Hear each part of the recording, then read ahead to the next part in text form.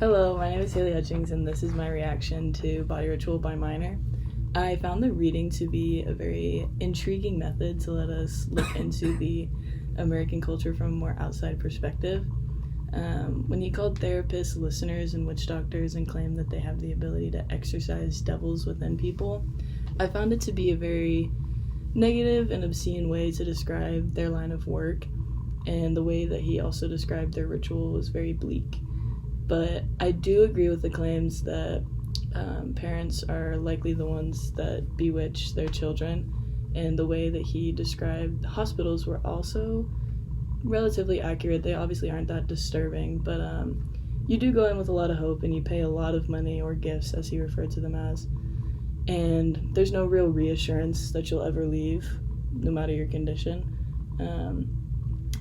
Although I'm not entirely sure if it's true to suggest that all women didn't breastfeed or care for their kids at this time.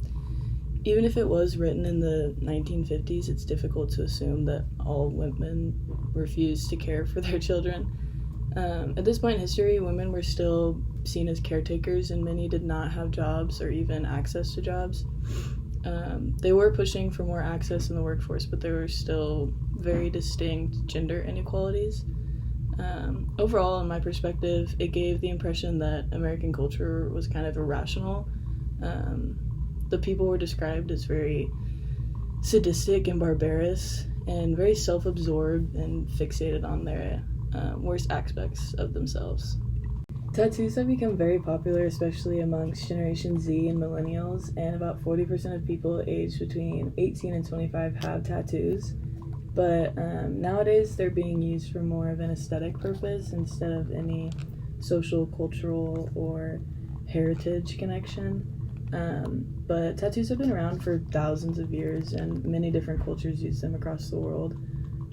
For example, like Buddhism and Hinduism really value tattoos for their religious connection, but for Christianity, it's still kind of looked down upon because in the Old Testament, tattoos were forbidden and said that if you had one, you would go to hell. So some people still also make a connection between tattoos and like being a criminal or a drug addict or anything like that. So they currently still have a little bit of a negative connotation, but for Samoans or Japanese people, they still use it in order to depict like rankings or their class within society. But Generation Z and millennials are using it as a way to express themselves, and they don't carry nearly as much meaning or connection to their heritage. And there's not much ritual to getting a tattoo anymore either. You just go into a tattoo shop on any day that you'd want, and you can just get a tattoo. But it's still very meaningful for the person that's getting it, because it can tribute to someone or something and depict an achievement or anything of the sorts. Tattoos have been part of indigenous culture for about 3,500 years, and almost every indigenous tribe has practiced tattooing. Their tattoos were very sacred and carried a lot of meaning and held social, cultural, and religious significance. For example, some of them would use it to rank them within their tribes, battle victories, or even alleviate pain from illnesses. In the Civil War, soldiers would use them for identification purposes and to celebrate victories. Then in the early 1900s, women who were heavily tattooed, like head to toe, would show them off at circuses and travel the country.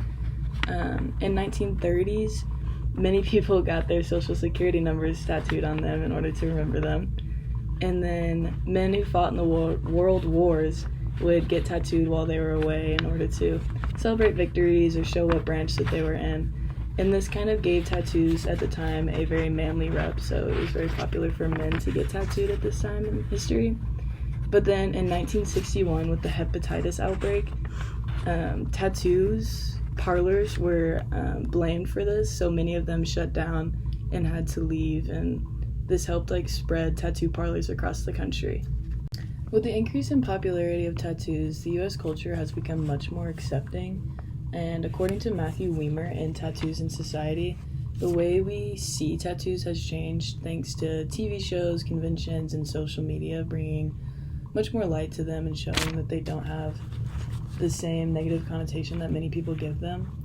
I don't think that this has had a detrimental effect on U.S. culture. Many people still get them to honor their heritage or loved ones. Some Native heritages still do facial markings, and this has kept them from being able to get jobs, but with the change over time, it allows us to express ourselves freely and honor heritages. And many jobs and companies are actually changing their rules about their employees having tattoos so people can actually show them at work and are able to get many more job opportunities.